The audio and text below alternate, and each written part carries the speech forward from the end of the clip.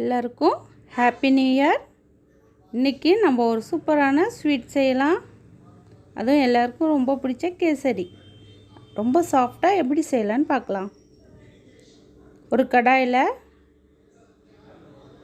நெய் போட்டுக்கோங்க. 3 டீஸ்பூன் போட்டுக்கிறேன். இப்போ கொஞ்சம் முந்திரி எடுத்து நம்ம வறுத்து எடுத்துக்கலாம். முந்திரி நல்லா பொன்னிறமாக ஆகிற வரைக்கும் நல்லா வறுத்துக்கோங்க. இப்போ பொன்னிறமாக ஆனோடனே தனியாக எடுத்து வச்சுக்கலாம். அடுப்பை சிம்மிலே வச்சுக்கோங்க, இல்லாட்டி கருகி போயிடும். இப்போ தனியாக எடுத்து வச்சிடலாம்.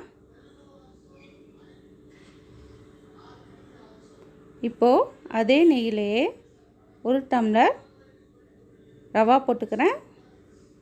எல்லாத்தையும் சேர்த்து நல்லா வறுத்துக்கலாம்.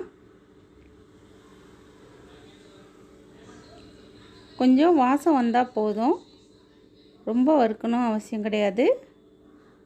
எல்லாத்தையும் சேர்த்து நல்லா வறுத்துக்கலாம்.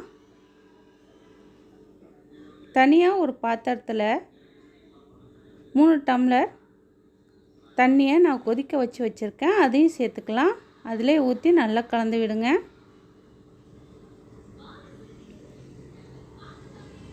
இப்போ கொஞ்சம் நல்லா வெந்து வரட்டும். இப்போ கொஞ்சம் கெட்டியானோன்னே கொஞ்சம் கேசரி பவுடரை கொஞ்சமாக பால் விட்டு கலந்து அதில் ஊற்றிக்கிறேன். நல்லா கலந்து விடுங்க. இப்போது 1 கப் ரவாவுக்கு 1 கப் சுகர் போட்டுக்கிறேன். உங்களுக்கு கூட வேணும்னா அதை சேர்த்துக்கலாம். நான் இன்னும் கொஞ்சம் சேர்த்துக்கிறேன். இந்த ஸ்வீட்டே கரெக்டாக இருந்துச்சு. எல்லாத்தையும் சேர்த்து நல்லா கலந்து விடுங்க. கொஞ்சமாக ஏலக்காய் தூள் போட்டுக்கலாம்.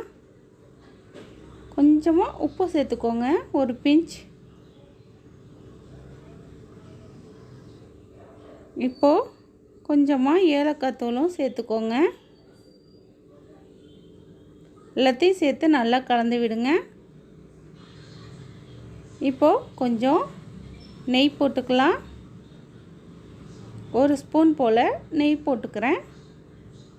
இப்போ சேர்த்து அதையும் சேர்த்து கலந்து விடுங்க. இப்போது ரொம்ப சூப்பரான கேசரி ரெடி ஆயிடுச்சு. இப்போது நட்ஸையும் நம்ம சேர்த்துக்கலாம். எல்லாத்தையும் சேர்த்து நல்லா கலந்து விடுங்க.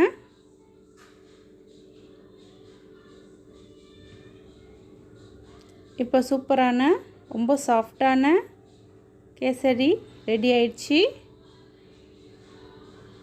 மறக்காமல் சப்ஸ்கிரைப் பண்ணுங்கள். இன்னும் 1 டீஸ்பூன் நெய் போட்டுக்கிறேன் லாஸ்ட்டாக. அப்போ தான் இன்னும் சூப்பராக இருக்கும். நம்மளோட கேசரி ரெடி ஆயிடுச்சு. நீங்களும் உங்கள் வீட்டில் செஞ்சு பார்த்துட்டு கமெண்ட் பண்ணுங்கள், லைக் பண்ணுங்கள், ஷேர் பண்ணுங்கள், சப்ஸ்கிரைப் பண்ணுங்கள். தேங்க்ஸ் ஃபார் வாட்சிங்.